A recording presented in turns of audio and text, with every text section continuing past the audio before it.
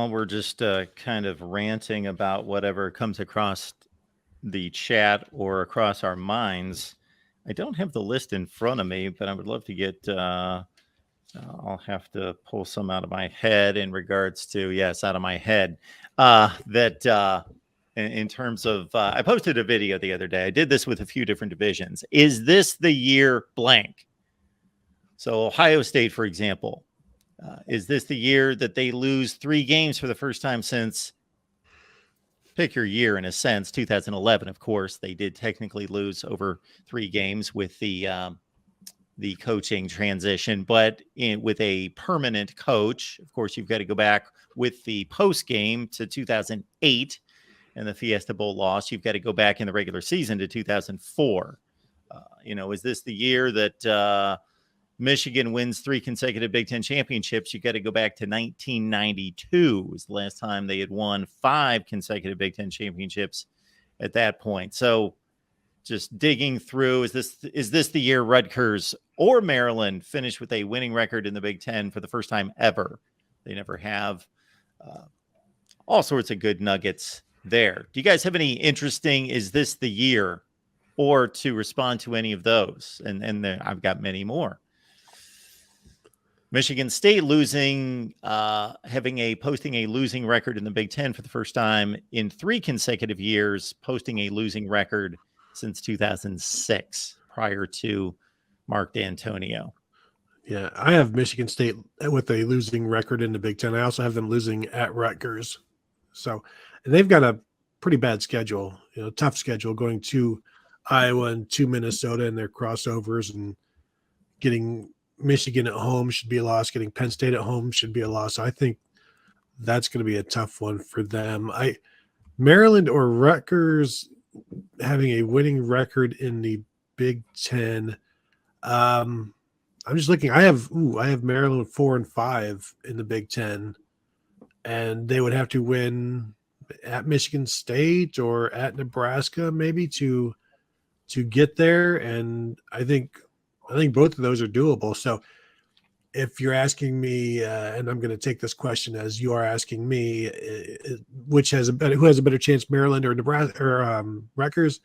I'm going to say Maryland. And probably I'm going to say Maryland over Nebraska as well, in terms of who has a better chance to have a winning record in Big Ten play this year. I actually, whenever I did this in May, probably sitting at a bar somewhere here in town and went through and played out every game, I actually have Maryland going 5-4 in league play this year, some way, somehow. I have Rutgers going 1-8. So I think there's my answer on that one. And then Nebraska, maybe next year. You can only fall for the banana in the tailpipe trick so many times before you get wise to it. It's taken me however many years Nebraska's been in the conference to finally not overvalue them going into this year. So for all you bettors out there, put the farm on Nebraska, since I'm not feeling it. I'm a Nebraska believer to a point this year, and I have not plotted it out. I agree Maryland is going to be right there 4th in the East, I would think. Purdue, do they go back down, losing their coach after winning a West championship? Do they go back down a bit? That's a good question there. Wisconsin, the West is kind of up for grabs. Who wants it? It certainly won't be Northwestern. They may not win a game the entire season after this fiasco. And with people probably running away from that like rats off a sinking ship, I would think, as we've already started to see one of their top prospects has put his name into the portal before he's ever played a down for Northwestern. So I don't know. Iowa is always dangerous. They're always right there. And of course, now they've got the former Michigan quarterback there to try and resurrect his career, McNamara, I guess. So, and some other talented guys around him. When you talk about the receiver from Ohio State who went out there, the tight end from Michigan, the tight end they already had with Luke Lachette. So they're always good defensively if they can score an extra 8, 10, 15 points a game, then maybe they'll win some games. I don't know, but will 2 extra touchdowns make your day? So there you go. Yeah, I think. I have Illinois winning the East. Again, Wow, that's bold. The East or the West. Sorry. The way that I'm looking at this on my spreadsheet is they are in the eastern part of the spreadsheet. I think I was just too busy smirking at Steve's comments about the 2 touchdowns and everything else. No, I have Illinois winning, but I still having them doing it 7-2 in the conference. I think it's really going to be one of these situations of where everybody short of Northwestern is going to be in it going into November. Northwestern will get 1 win. I mean, and I need to kind of go back through and change some picks because I think that they're just going to be an absolute mess this year. But they do play Howard University, and I think that they're going to win that game. But outside of that, all bets are off. I think we'll know right away about Purdue in terms of where they are going to be in the Big Ten, because they've got Wisconsin on a Friday night at home, and the 4th game. The 5th game is Illinois at home, and the 6th game is at Iowa. So we'll find out quite a bit about them right there. I'm interested to see what happens if Nebraska can go to Minnesota in week 1 and win that game. Then next week, the week after that, they go to Colorado, and I'm not expecting anything from Colorado. So if they can go win those 2 games on the road, then they've got 2 easy wins at home. And then Michigan comes to town, and if Nebraska is 4-0 and Michigan comes to town, and that place is going to be crazy. So that will be an interesting game to watch. But I don't know if 2-2 is probably more likely than 4-0 for Nebraska to start. I mean, I saw some people really trying to talk up transfer quarterback Jeff Sims for Nebraska, and I don't know. I mean, and I also saw people just in the chat talking up Hudson Card at Purdue. Hudson Card, I mean, obviously had a stacked deck against him at Texas as they brought in Quinn Ewers and they bring in Arch Manning and everything else, and that all kind of falls apart. And I know that we're not necessarily in the triple option days anymore at Georgia Tech. Obviously, Corey Dennis played at Georgia Tech, so I've learned to stop trashing Georgia Tech as much as I used to. But that's just not necessarily where I'm going and thinking that I have found my my solution. How Adrian Martinez wasn't good enough for you guys out there, and now you're going to sit there and put it all on Jeff Sims' golden arm. I'm just not sure. I saw a mock draft yesterday. 7-round mock draft that had Jeff Sims at the back of the 1st round. And not since the days of Mitch Leidner have I been so shocked to see a quarterback in the 1st round of a mock draft. Mitch Leidner was shocked too. That was Todd McShay doing it. Wow. Mitch Leidner did not get drafted, period, did he? No, I think this is going into like his senior year, like before this time of year, before the senior year, or like after maybe like immediately after the junior year. And it was bizarre. Like Andre Woodson was another one, and I think he was undrafted or maybe 7th round. But I remember Kuiper when after 2007 had Todd Beckman as maybe the top senior quarterback or one of the top 2 or 3 senior quarterbacks heading into this senior season. So it's always interesting to see how these quarterbacks rise and fall and then rise again for some of them. Well, hell, with Beckman going through Penn State, like into Michigan State, we were all looking at his numbers and comparing him to his predecessors. Like, hey, this kid isn't bad, rather than really thinking of, hey, this system isn't that bad. And then we know kind of what happened to Beckman, and he developed a serious case of the yips over a couple game stretch, and that was that. Yeah, Mitch Leidner, undrafted, and then invited to walk a couple blocks down the street and jump on the practice squad for the Minnesota Vikings, and then that was history. That way, the Vikings didn't have to pay for lodging. Yeah. No reload package. Wow. Okay.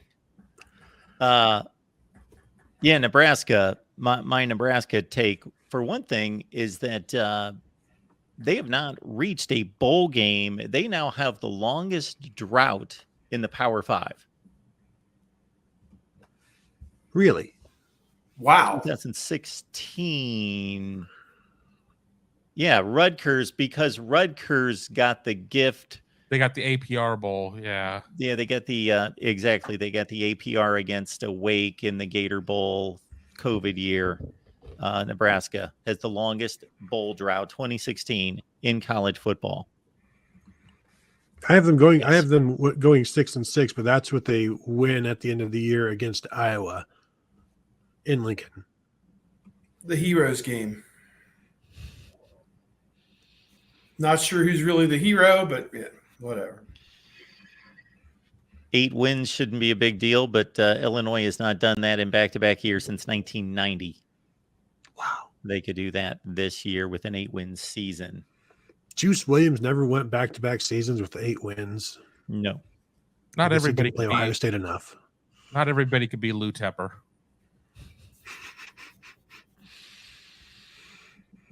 Yes. Maryland has won a bowl game at the conclusion of these last 2 seasons. They would win a 3rd consecutive bowl game for the first time in school history. 3 consecutive years. See, it's working for them. They know their role. As long as they don't get their quarterback destroyed out there, they're actually pretty good. But they just, I mean, it's sort of like somebody who just doesn't necessarily know how to ease into the turns or whatever with Mike Locksley there, and he gets his quarterbacks killed. And it just I have no faith in November Maryland or beyond, because generally at that point they've completely burned out the clutch, and it's just, you know, it's just where gravity takes them.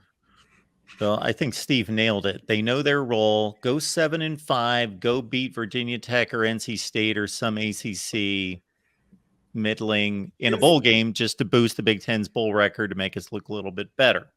Give Ohio State, Penn State, and Michigan a good look for 4 quarters. Give them a good look to prepare them for the tougher games. That, know your role, stay in yo lane. Well, the fact that Ohio State gets Maryland in October 7th or whatever, Talia Tagovailoa should be good to go and everything else at that point. So I think Ohio State will get a pretty good look from Maryland, maybe not for 4 quarters. We know that whatever the Ted U Capital One Stadium, whatever, seems to be a little bit more difficult for the sheer fact that at the visitors' locker room there's not enough room for them to even tape up their players, and they have to tape them up on the field. I mean, this isn't the ACC, baby. You gotta put some money into your facilities. Iowa, is this the year? Iowa posts a, Brian Ferentz, are you listening? Top 50 offense nationally. Now we'll take out the COVID year. They only played 8 games, so full season here. Top 50 offense. Does anybody want to gather a guess on when the last time Iowa posted a top 50 offense? I will say, was Drew Tate the quarterback, or was Brad Banks the quarterback, or was it Ricky Stanzi? It would have been either Tate or Nathan Chandler. So like 2005, 6? 2006. Last top 50 offense for That's Iowa. the tater tot, I think. I believe so. They tied for a Big Ten championship in 2004, so this would be the year that they win a Big Ten championship for the first time in 2004. But of course, it would be outright now. When's the last time Iowa won a Big Ten outright championship? Oh my gosh. 83, maybe? I don't 83 know. was Illinois. You're right there, 82? Steve. I know you're 82? just flipping Illinois and Iowa. 82 or Getting their rear ends kicked by UCLA in the Rose Bowl. 85. Chuck 85. Long's almost Heisman year. Okay, 85. It's their last outright Big Ten championship. Yeah. And just looking to be top 50 last year, total offense, yeah, you only needed like 405 yards per game to be top 50. And you should be able to do that. And where were they, like 300 and what, or 200 and what? Thinking hoops. They were like 131, 129. Those two numbers stick in my head. 129 or I'm trying to 131. pull up stats from last. All I remember is they were 123 the year before, and I remember saying they've lost their center, who's maybe the best center in America. They've lost their best running back. They lost, of course, Charlie Jones, their best wide receiver. So I'm like, personnel-wise, they should be worse, but it's statistically impossible for them to be worse, right? But they were. Yeah. They were 129 in the nation, only ahead of New Mexico, and they were significantly ahead of New Mexico. Iowa averaged 251.5 yards of offense per game, ahead of New Mexico's 228.1. Wow. 251 yards of total offense a game. Nuts. When was the last time? I'm just trying to find the last time Iowa was inside the top 87 offenses. And I'm now checking them all the way down to 2017. I'm guessing that'll be the year from the 55 points that they got on Ohio State. But no, they were 117th that year. So, boy, oh boy, it was not just a one-year thing, that's for sure. 121st in 2016. What offensive coordinator keeps his job for 6 years, going on year number 7 with this level of production? I know why Steve picked 1983 for Iowa. That was the year our Lord and Savior Brian Ferentz was born. Oh, okay. Yeah. Goodness gracious. Yakov, appreciate you being here. Yakov, you can always count on Yakov to bring back a name from the distant past. Yakov is seeing shades of Lyle Alzado in Caden Curry. Hope not. Yes, I was going to say before my time. I only know him from like TV.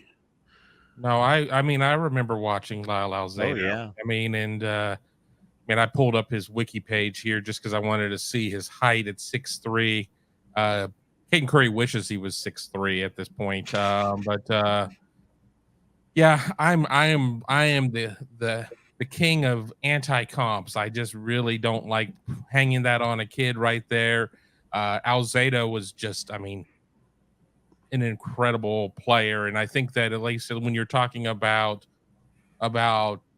somebody in their potential of just being an absolute disruptor, I mean that would be great. But yeah, Alzado was a tortured soul. So really, hopefully, not any other comparisons there.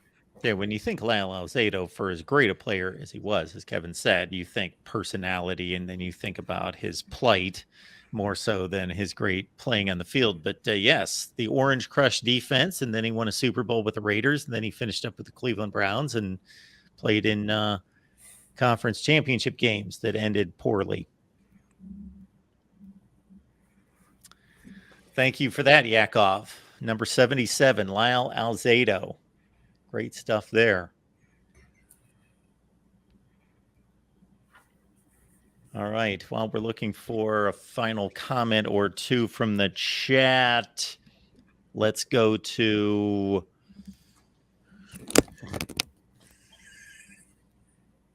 Wisconsin's actually 8-1 in its last 9 bowl games. Minnesota's looking for 6 straight bowl trips for the first time ever, or they've made 6 straight. They'd be going for 7 consecutive, and they've won 6 straight bowl games as Minnesota. I have them just barely making it, going 6-6. And that's with a win to start the season against Nebraska, which I just remember last year, everybody was so excited for Nebraska, and they're finally going to get over the hump, and then they just start the season by finding a way to lose. You're like, well, I guess it's the same old Nebraska. Maybe next year, and we'll see if Nebraska can get that win against Minnesota. That's going to be a big one, and I think it's a big one for both of them. And I wonder, what was fun last year is the how annoyed Scott Frost was by PJ Fleck Like, because PJ Fleck comes out there and says all of his catchphrases, and said, Scott Frost gets up and said something about, like, we're not big on sloganeering or something like that. And it's like, oh yeah, We're here we winning. go. We're winning. So I wonder if Who of us is not annoyed by PJ Fleck? Gutting out close Oh, games. I love PJ Fleck. Oh my God, the dude is so exhausting. Oh my Well, God. yeah, I you love got to it. take it in I can't even with doses. You got to take it in doses. No, I wouldn't want to like have to, work with the guy or be around him all day, every day. But when you bring up Scott Frost and PJ Fleck, are two guys any more opposite where Scott Frost gets out of bed every day grumbling versus PJ Fleck, I'm Mr. Inspiration to all. Yeah. But PJ Fleck still has a job and he's still doing rather well. Well, and I think it helps that Minnesota realized the error in their ways of firing Glenn Mason and like talking about Maryland knowing their role. I think Minnesota has decided to find their role. Although I think we can throw this stuff out the window once the 12-team expansion or the 12-team playoff expansion goes, because programs that are like on the brink, ranked 17th, they're going to want, like if we can get one time into that playoffs, like I wonder how much of an issue that becomes when you just keep falling short and 9 wins aren't quite good enough. Because I think the Big Ten will send at least 3 teams routinely to the playoffs, and if you're going to give 2 of those 3 to Ohio State, Michigan, or USC, somebody else is going to have to try to fight and get in there. 3 out of every 5 years or something, and so those programs, Iowa, Wisconsin, Minnesota, even. I wonder how annoyed or unhappy or impatient they get if they're not making the playoffs, even though they'll still get all the money and all the benefits. They just won't make the playoffs. World needs ditch diggers too. Row the shovel. All right, folks, Buckeyes Live. It's typically on Wednesday. We will be here next Friday after Big Ten Media Days on Wednesday and Thursday. So next Friday, hit that bell for the notifications to know when we go live. That way you get notified. That's why it's called the notification bell.